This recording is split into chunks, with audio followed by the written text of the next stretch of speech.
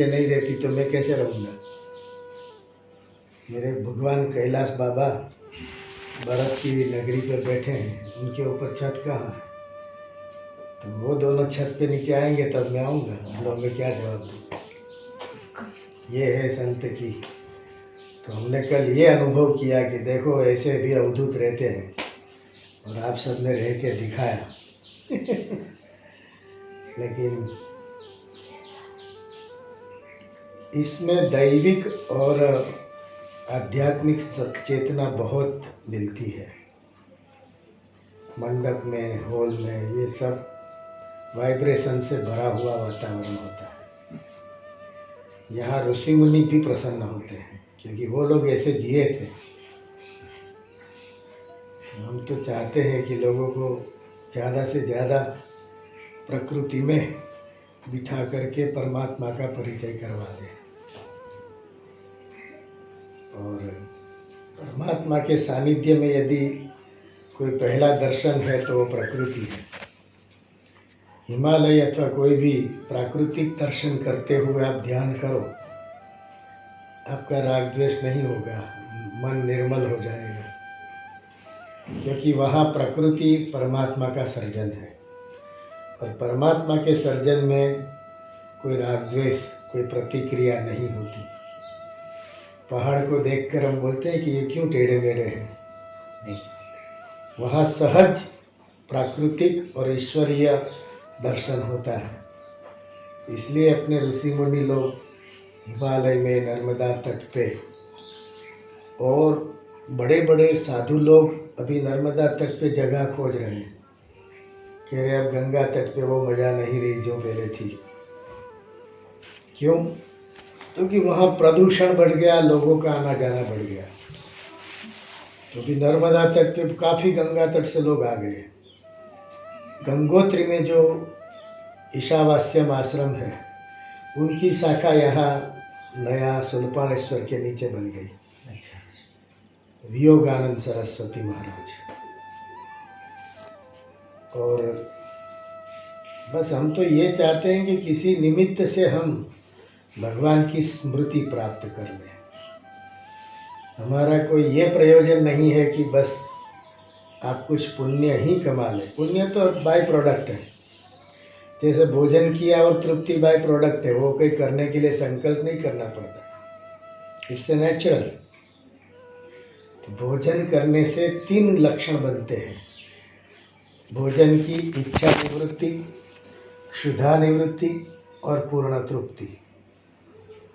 ऐसे भक्ति में, भाव में, श्रद्धा में भगवान की प्राप्ति की इच्छा भी निवृत्त होती है। क्यों? हम प्रयास चालू कर दिया। और सद्गुरु के वचनों में विश्वास होने के नाते अब जरूर परमात्मा प्राप्त हो जाएगा, तो उसकी तृप्ति भी होने लगी कि नहीं, अब भगवान दूर नहीं है। और जब उनके ध्यान भजन में, प्रकृति के द्वारा परमात्मा के दर्शन में, जब परमात्मा के साथ हमारी वृत्ति बनती है तो प्राप्त की निवृत्ति भी सहज हो जाती है। तो जितनी क्षण हम भगवान के सानिध्य की अनुभूति कर ले, समझ लो वो हमारे चित्त प्रक्षालन है। चित्त शुद्ध होगा तो परमात्मा की अनुभूति हो जाएगी। चित्त के मलिनता के कारण ही हमें उनकी अप्राप्ति आभासित होती है। आईने के सामने आप बैठे ही हो, लेकिन आपका दर्शन नहीं हो रहा है। आवरण है मलिनता। बस सद्गुरु के दिए हुए पोछे से और भक्ति का वात्सल्य से उसको पोंछने की प्रयास करिए, आपको अपने निज स्वरूप का दर्शन हो जाएगा। लेकिन दर्शन की अनुभूति के बाद अपने हृदय में इस संसार का विषय आगे आ जाइए। तो माता लोग देखते हैं, तुम ये कर दे, यहाँ सभी आसन पे बैठ सकते हैं। प्रयास ये करिए कि ये संसार मुझे शाश्वत सुख कभी भी नहीं दे सकता। और परमात्मा मुझे शाश्वत सुख ही देने वाले हैं। अब अपने भीतर जरा टटोल लो, मुझे शाश्वत सुख चाहिए कि अनित्य सुख चाहिए? टेम्पररी सुख चाहिए कि परमानेंट चाहिए? सीधी बात है। फिर संसार के संयोग में सुख है, लेकिन वियोग में दुख है कि नहीं है? जबरदस्त है। कोई रातों रात कह दे कि घर खाली करो, किराया पूरा होगा, तो हम लोग चिल्लाने लगते हैं। संसार के सभी विषय में, सभी व्यक्ति में, सभी परिस्थिति में संयोग भी है, वियोग का दुख भी है, इंक्लूडिंग योर बॉडी, जिसको आप सबसे ज्यादा चाहते हो, है कि नहीं?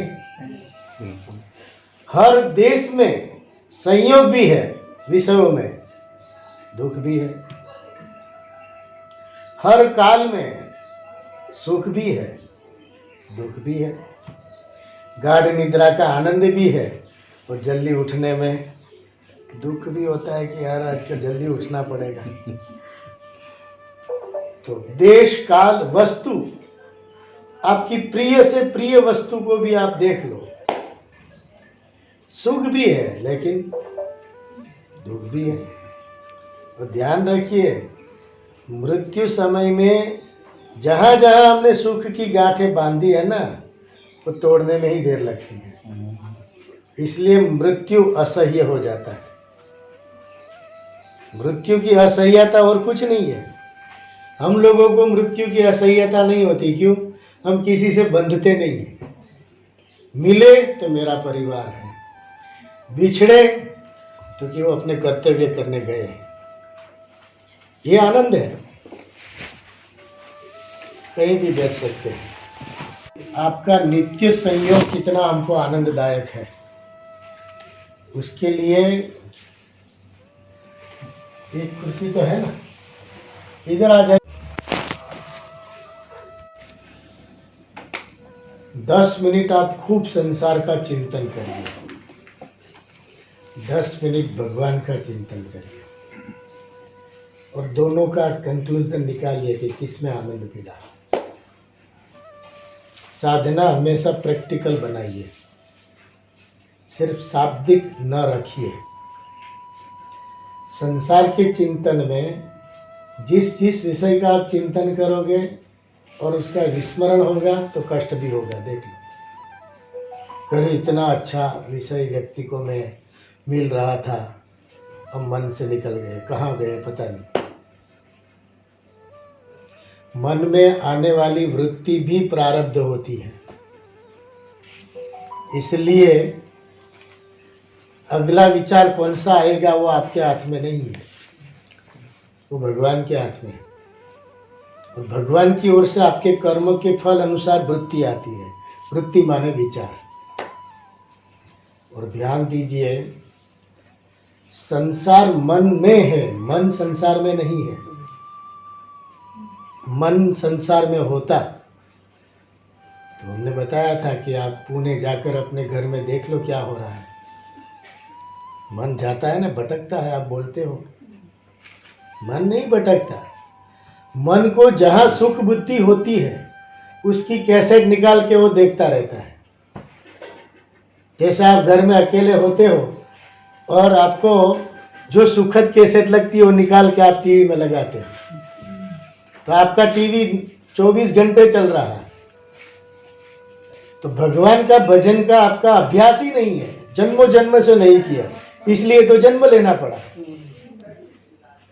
यदि आपने भगवान की प्राप्ति कर ली होती तो आपको ये जन्म ही नहीं होना था।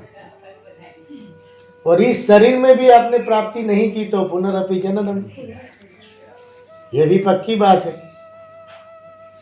इसलिए रोज रात सोते वक्त ऐसा अभ्यास करिए कि मैं परमात्मा की गोद में विश्राम ले रहा हूँ।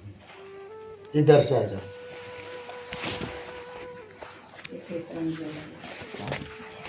माध्यम बन गया है। देखो हमारा सुख बुद्धि का संबंध होता है ना, वहाँ ये तकलीफ होती है। इसलिए मैं अब ज़्यादा तो नहीं कहूँगा, लेकिन इतना कहूँगा कि कृष्ण और अर्जुन का जो प्रेम था, ऐसा प्रेम हमारा भगवान के साथ बन जाना चाहिए। अष्टपटरानी ने कहा कि आप अर्जुन को इतना क्यों चाहते हो कि जब वो बुलाए आप चले जाते हो हस्तिनापुर और इंद्रप्रस्थ, और वो जंगल में बुलाए तो भी चले जाते हो। ऐसी अर्जुन की कौन सी स्थिति है कि आप बार बार उनके संकल्प के अनुसार दौड़ पड़ते हो? तो उन्होंने कहा मैं बोल के नहीं, दिखा के बताऊंगा। और देखो ये सबसे बड़ी बात है, सदगुरु के सिवा कोई भी वाणी से उपदेश देते हैं ना तो बच्चों को प्रभाव नहीं पड़ता। आप नहीं कहता पार की माँ है वो कान बींधती है, घर की माँ बींधेगी तो चिल्लाएंगे। आचरण में रखकर आप ज्ञान दोगे तो वो बच्चा अपने आप सीखेगा। बोलकर देवोगे तो वो सुनेगा, आचरण में नहीं लाएगा। महापुरुष कहते थे कि कारतूस बंदूक में भरकर लगाओ तो आर पार हो जाएगी, लेकिन हाथ में पकड़कर किसी को फेंकोगे तो कुछ असर नहीं होगा। ऐसा जीवन है। आप अपने आचरण में रखकर ज्ञान दो तो बोलना भी नहीं पड़ेगा। आप पूजा करते हो तो बच्चा नहीं पूछते पापा ये क्या कर रहे हो, मुझे भी करना है, और धीरे धीरे वो सब करेगा। कोई बार आप कुछ काम में लगे होंगे तो भी वो करने लगेगा, बस चाल से तमे जाओ, बोला कुंवारी के આવી ગયા तो मैंने सिग्नल आपो। तो सबसे बड़ी बात है कि अर्जुन जब कृष्ण की गोद में द्वारिका में सो रहे थे, बारी बारी से सब पटरानियाँ बोलने लगी, अरे राजभोग तैयार हो गया, पधारिए। भगवान कृष्ण ने ऐसे कहा, चुप रहो, आज मैं रहस्य खोल रहा हूँ। अर्जुन की गोद में से, अर्जुन के नाद में से, अर्जुन की रोम रोम से, हे कृष्णा, हे यादव, हे मुरारी, हे श्याम सुंदर, हे पार्थ सारथी, ऐसी उनकी रोम रोम में आवाज आ रही थी। और सभी पटरानियों को कहा कि देख लो मैं अर्जुन को क्यों चाहता। जब हमारा इतना प्रेम से, प्रसन्नता से, गंभीरता से, भगवान की तन्मयता से, इतना तन्मयता से करो कि आपके बाजू वाले को भी वो स्पंदन मिलने लगे कि ये भीतर से जप कर रहा है। यहाँ तो हम बोलते हैं तो भी किसी को सुनाई नहीं देता। माने अपनी वाणी की कितनी कमजोरी है। और अंतिम चरण बता देता हूं, वाणी से जो आपने बोला वो आचरण नहीं किया तो वाणी कमजोर होती है। बहुत बड़ा वाक्य है, जीवन में उतार लेना। लोगों को हम वायदा करते हैं, कल 12 बजे मैं पक्का आ रहा हूं, अब भीतर से पता है कि नहीं जाना है। ये वाणी की कमजोरी है। दूसरी बात, जिस संतों को, महापुरुषों को आपने वायदे किए कि इस दिन तो मैं आपकी आज्ञा अनुसार आचरण करूंगा, ध्यान रखिए महापुरुषों को इस दुनिया की कोई वस्तु नहीं चाहिए। इन्होंने दिए हुए उपदेश को आप आचरण में ले आओगे तो वो प्रसन्न हो जाएंगे। उनके लिए आप समझ लो कि आप सुवर्ण की दक्षिणा दे रहे हो, लेकिन दिए हुए उपदेश को आप आचरित नहीं कर रहे हो तो उन्होंने लगा कि मैंने पानी में ही लिखकर उपदेश दे दिया, माने उसी समय वो विस्मृत हो गया। ये गुरु पूर्णिमा को हम खास बोलते हैं कि सदगुरु को दुनियादारी नहीं चाहिए, और दुनियादारी चाहिए तो वो सदगुरु ही नहीं हो सकते। क्यों? उसका मिथ्या तो बताने के लिए तुमको उनको शरण में लिया है। ब्रह्म सत्य जगत मिथ्या, ये उपदेश तो गुरु का परम वाक्य है। अब वो आपसे संसार की आशा रखेंगे तो इसका अर्थ है कि संसार को उन्होंने नहीं समझा, तो आपको ब्रह्म का परिचय कैसे दे सकते हैं? लेकिन उनका परिचय इतना ही है, शास्त्र का उपदेश जो गुरु मुख से निकलता है, जिसमें गुरु परंपरा का भजन है, और वो आप आचरण में ले आए, तो समझ लो आप जीवन के सदगुरु के परम उपासक हो। उपासना का ये परम लक्ष्य है, परम आचरण है, जिससे फायदा ये होगा आपके मन में आत्मबल बढ़ेगा, बुद्धि में निष्ठा बढ़ेगी कि मुझे क्या चाहिए और क्या नहीं चाहिए। अभी हमारी मिक्स अवस्था है, संसार भी चाहिए और भगवान भी चाहिए। तो होता क्या है, मुख में हमारे नमक की गोली है और हम ऊपर से दूध पाक पी रहे हैं। दूध पाक का भी स्वाद नहीं आ रहा है, नमक भी नहीं मिल रहा है और दूध फट रहा है, माने ब्रह्म ज्ञान विस्फोटित हो रहा है।